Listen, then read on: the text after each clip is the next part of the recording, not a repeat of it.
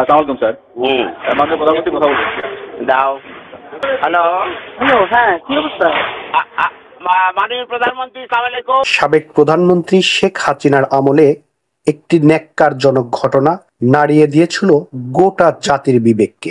সেদিনের সেই বিডিআর বিদ্রোহের ঘটনায় শেখ হাসিনার ভূমিকা নিয়ে একটি রহস্যময় কল রেকর্ড ফাঁস হয়েছে, যা শুনলে আপনার ধারণা পাল্টাতে বাধ্য হবে। হ্যালো আসসালামাইকুম স্যার। মাননীয় প্রধানমন্ত্রী কথা বলুন। দাও। হ্যালো হ্যালো, হ্যাঁ কি অবস্থা? মাননীয় প্রধানমন্ত্রী, সালাম আলাইকুম। এখানে বিডিআরে বিদ্রোহ হয়েছে এবং আমার মনে হয় পরিকল্পিতভাবে সরকারকে হেয় করার জন্য করা হয়েছে এবং দাবি কিছুই নাই, শুধু যে আর্মি অফিসার চাই না বিডিআর, এইটুকুই দাবি। হ্যালো, না তোমরা এমনি আছো কেমন? সব ঠিক আছে? আমি আছি দরবার হলে, আমার অফিসারদের সহ আমাদেরকে ঘেরাও করে গুলি করছে ওরা। আমাদের অস্ত্র নাই, এই জন্য আমরা জবাব দিতে পারছি না। তো আমরা আছি দৃঢ় অবস্থায়। জেনারেল শাকিল আহমেদকে ফোন দিয়ে তৎকালীন প্রধানমন্ত্রী শেখ হাসিনা সেখানকার অবস্থা সম্পর্কে জানতে চান।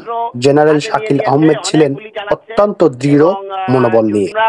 আমরা কথা বলার চেষ্টা করছি, আমরা বলার চেষ্টা করছি যে দাবি মানা হবে, তোমরা ফায়ারিং বন্ধ করো। তবে অনেক অস্ত্র হাতে নিয়েছে, অনেক গুলি চালাচ্ছে এবং যদি আপনি মানে সেনাবাহিনী র্যাবকে অলরেডি র্যাব মুভ করছে, সেনাবাহিনীও মুভ করবে।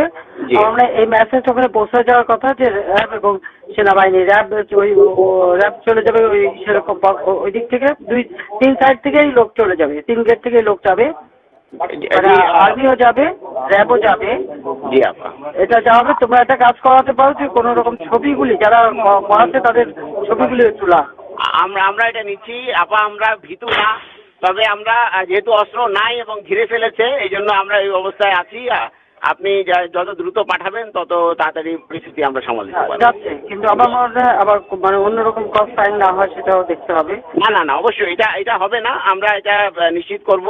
এত বড় ঝুঁকির মধ্যে থেকেও জেনারেল শাকিল আহমেদকে উল্টো ক্রস ফায়ারের বিষয়ে সতর্ক করেন প্রধানমন্ত্রী। এরপর তারা যেন কোনো পদক্ষেপ না নেয়, সেজন্য তাদেরকে আশা দেওয়া হয় র্যাব এবং সেনাবাহিনী খুব দ্রুতই পৌঁছাবে সেখানে এবং তাদের নিরাপত্তা দেবে। কিন্তু আদৌ কি তা ঘটেছে? এবং আমরা বলছি যে দাবি সব মানা হবে, তোমরা ফায়ারিং বন্ধ করো।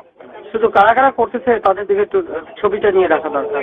জি আপা, ও আসছিল গুলি করতে আমাকে, হয়তো সেই মুহূর্তে করতে পারে নাই। আমার একদম গায়ের মধ্যে টাকা দিয়েছিল এসএমজি। Any casualty? নো, এখন পর্যন্ত আমাদের জানা মতে ক্যাজুয়ালিটি হয়নি আপা, বাট হতে পারে, কারণ যে পরিমাণ গুলি চালানো হচ্ছে তাতে মনে হচ্ছে যে ক্যাজুয়ালিটি হতে পারে।